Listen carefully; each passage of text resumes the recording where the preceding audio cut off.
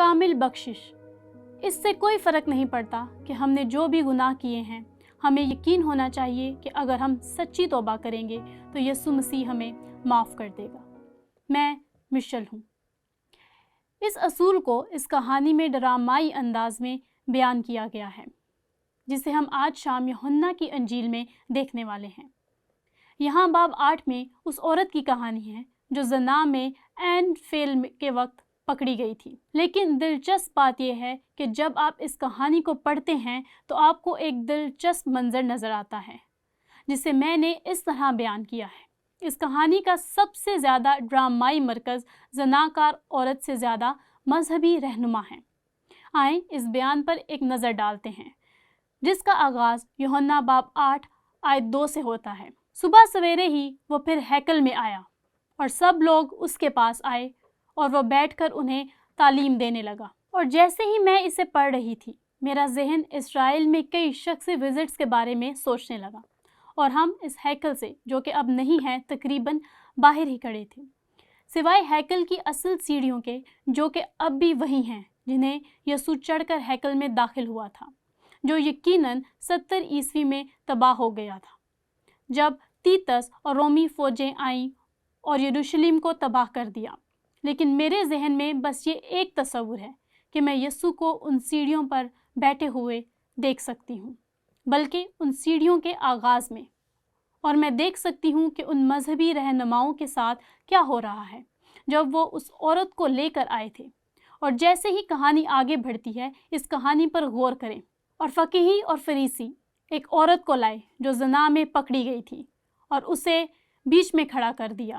وہ وہاں کھڑی تھی، یہ مذہبی لوگ اپنے لباس میں کھڑے ہیں، یسوع وہاں بیٹھے ہوئے ہیں، اور انہوں نے یسوع سے ایک سوال کیا، اے استاد، یہ عورت زنا میں عین فعل کے وقت پکڑی گئی ہے۔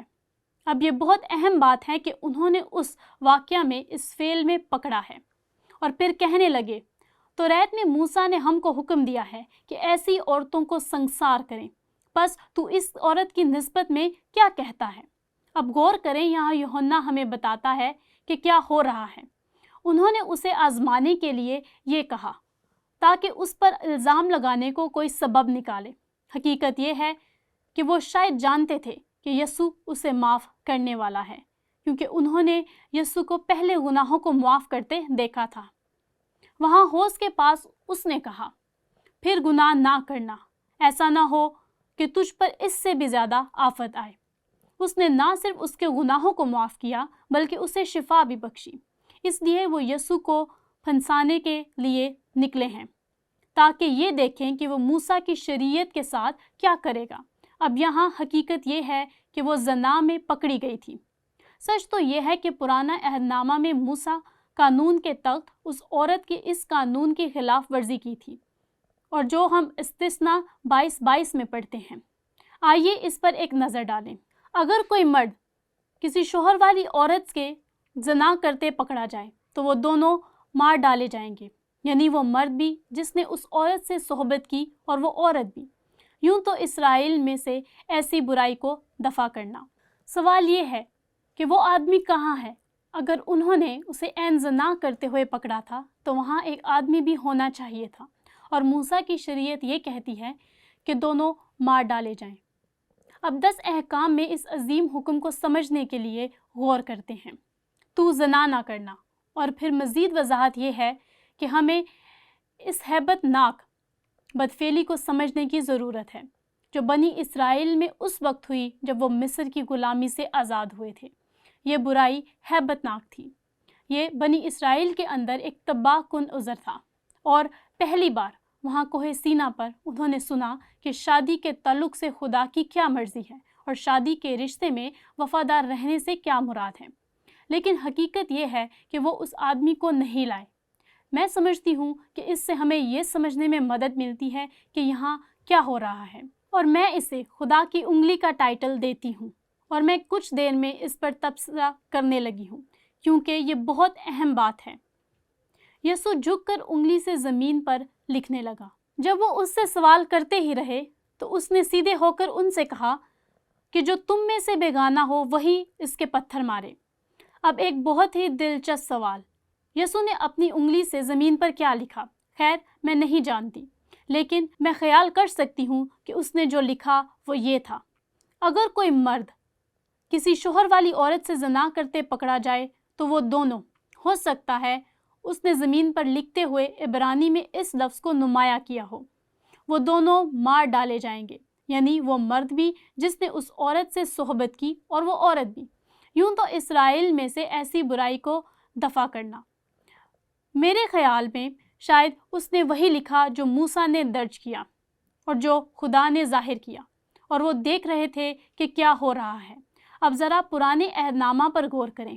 یہاں ایک دلچسپ تعلق ہے، کیونکہ موسیٰ نے استثنا 9 باب آیت 10 میں یہ درج کیا ہے: خداوند نے اپنے ہاتھ کی لکھی ہوئی پتھر کی دونوں لوحیں میرے سپرد کی۔ اور یہاں یسوع اپنی انگلی سے زمین پر لکھ رہا ہے، اور مجھے لگتا ہے کہ یہ ممکن ہے کہ اس کا باہمی تعلق ہے۔ یسوع دراصل اپنی انگلی سے لکھ رہا تھا جو خدا باپ نے درج کیا تھا۔ وہ ظاہر کر رہا تھا کہ وہ خدا تھا اور وہ انسانی جسم میں خدا تھا۔ اب میرے خیال میں ہمیں یہ سمجھنے میں مدد ملتی ہے کہ جسے میں ذاتی طور پر پرسنل ایکسپوز یعنی مسیح کا اپنی ذات پر سے پردہ اٹھانا کہتی ہوں، کیونکہ یسوع کھڑے ہونے کے بعد دوبارہ جھک گیا یوحنا 8:8 میں، اور پھر جھک کر زمین پر انگلی سے لکھنے لگا۔ وہ یہ سن کر بڑوں سے لے کر چھوٹوں تک ایک ایک کر کے نکل گئے، اور یسوع اکیلا رہ گیا اور عورت وہیں بیچ میں رہ گئی۔ اب اگلا سوال یہ ہے کہ یسوع مسیح نے دوسری بار کیا لکھا؟ میں یقین سے نہیں کہہ سکتی، لیکن میں خیال کر سکتی ہوں۔ میرے خیال میں یہ ممکن ہے کہ اس نے ان مردوں اور ان عورتوں کے نام لکھے جن کے ساتھ انہوں نے زنا کیا تھا۔ وہ کیوں بڑوں سے لے کر چھوٹوں تک ایک ایک کر کے نکل گئے، جو کہ اہم تھا۔ ہم یوحنا 8 باب کی 10 آیت میں پڑھتے ہیں: یسوع نے سیدھے ہو کر اس سے کہا، اے عورت، یہ لوگ کہاں گئے؟ یہ زبردست ہے کہ وہ صرف زمین کو دیکھتے رہا اور اپنی انگلی سے لکھتے رہا۔ شاید اس کے پاس بہت کچھ لکھنے کو تھا۔ کیا کسی نے تجھ پر حکم نہیں لگایا؟ اس نے کہا، اے خداوند، کسی نے نہیں۔ یسوع نے کہا، میں بھی تجھ پر حکم نہیں لگاتا، جا پھر گناہ نہ کرنا۔ اور اس سارے عمل کے دوران جب اس عورت کو پکڑ کر لائے، اس پر الزام لگایا گیا، مسیح زمین پر لکھ رہا تھا اور وہ سب پتھر زمین پر پھینک کر چلے گئے۔ میرا یقین ہے کہ اس عورت نے سچی توبہ کا تجربہ کیا تھا، کیونکہ یقیناً سچی توبہ کے بغیر معافی نہیں ہوتی، کیونکہ مسیح میں خدا نے اس کے گناہوں کو معاف کر دیا۔ بس ہم اصول میں پڑھتے ہیں، اور میں اس اصول کو دہراؤں گی۔ اس سے کوئی فرق نہیں پڑتا کہ ہم نے جو بھی گناہ کیے ہیں، ہمیں یقین ہونا چاہیے کہ اگر ہم سچی توبہ کریں گے تو یسوع مسیح ہمیں معاف کر دے گا۔ یہ اصول ہمیں اطلاق کے لیے ایک دلچسپ سوال کی طرف لے جاتا ہے، کیونکہ کچھ لوگوں کو خدا کی معافی قبول کرنے میں دشواری پیش آتی ہے۔ میرے خیال میں ہمارے لیے ایک فطری رجحان یہ ہے کہ ہم اپنے گناہوں کی ادائیگی خود کرنا چاہتے ہیں۔ کسی نہ کسی طرح ہم واقعی اس بات کو سمجھ نہیں پاتے کہ سچ میں خدا نے ہمیں مسیح میں معاف کر دیا۔ حتیٰ کہ ایماندار ہوتے ہوئے بھی ہمارے لیے اس بات کو قبول کرنا دشوار لگتا ہے کہ واقعی جب ہم اپنے گناہوں کو تسلیم کرتے ہیں تو خدا ہمیں مسیح میں معاف کر دے گا۔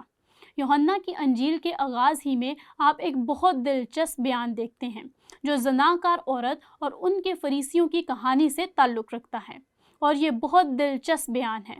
آپ یوحنا کی انجیل میں یہ تمام خوبصورت کنیکشن دیکھتے ہیں، اور یہاں اس ابتدائی بیان کی ایک خوبصورت عملی تصویر ملتی ہے جو یوحنا باب 1 آیت 16 اور 17 میں ملتا ہے، کیونکہ اس کی معموری میں ہم سب نے پایا، یعنی فضل پر فضل، اس لیے کہ شریعت تو موسیٰ کی معرفت دی گئی، اور شریعت کا یہ بیان ہم فریسیوں کے بارے میں دیکھتے ہیں، اور انہوں نے شریعت میں اور بھی بہت سی باتوں کا اضافہ کر دیا تھا۔ اس کے علاوہ وہ قانون کی خلاف ورزی کر رہے تھے، اور یسوع نے اس گناہ کو بے نقاب کیا۔ لیکن غور کریں، ہم یوحنا کی انجیل کے ان ابتدائی الفاظ میں پڑھتے ہیں، فضل اور سچائی یسوع مسیح کی معرفت پہنچی۔ ہمارے پاس یسوع مسیح میں معافی ہے، اور حتیٰ کہ پرانے عہد نامہ میں بھی زناکاری کے اس گناہ پر خدا کی مذمت کے باوجود دیکھیں داؤد نے کیا کیا، اور حتیٰ کہ پرانے عہد نامہ میں بھی خدا نے اس پر رحم کیا جب وہ واقعی ایک شکستہ روح میں خدا کے حضور میں آیا۔ داؤد کو زنا اور قتل کے گناہ کی وجہ سے مار دینا چاہیے تھا، کیونکہ اس نے خدا کے 2 مقدس ترین احکام کی خلاف ورزی کی تھی، اور یہاں تک کہ موسیٰ کے قانون کے تخت بھی سچی توبہ کرنے پر خدا نے اسے معاف کر دیا۔ چنانچہ ہم پرانے عہد نامہ میں بھی خدا کا فضل دیکھتے ہیں۔ یوحنا کا پہلا خط باب 1 کی 9 آیت، جو کہ ایک زبردست آیت ہے۔ یہاں پر پھر یوحنا ہے جو انجیل لکھنے کے 60 سال بعد اس بیان کو درج کرتا ہے۔ اگر ہم اپنے گناہوں کا اقرار کریں تو وہ ہمارے گناہوں کو معاف کرنے اور ہمیں ساری ناراستی سے پاک کرنے میں سچا اور عادل ہے۔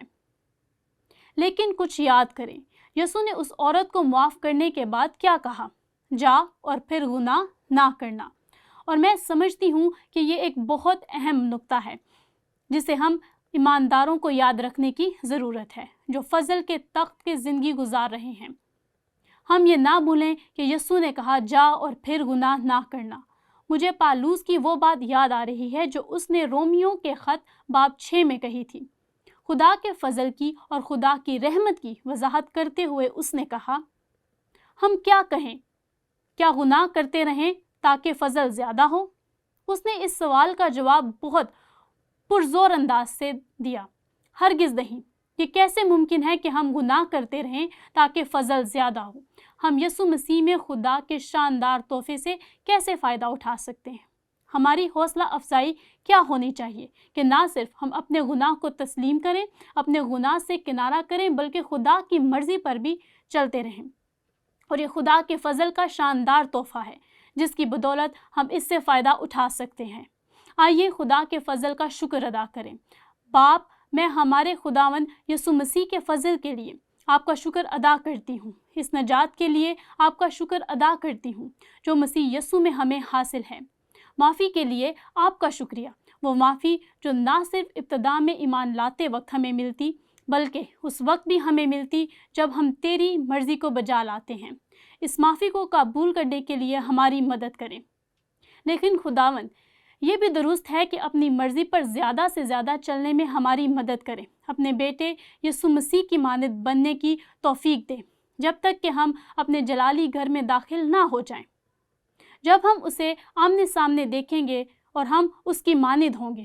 ہم اپنے نجات دہندہ یسوع مسیح کے نام میں یہ دعا کرتے ہیں، آمین۔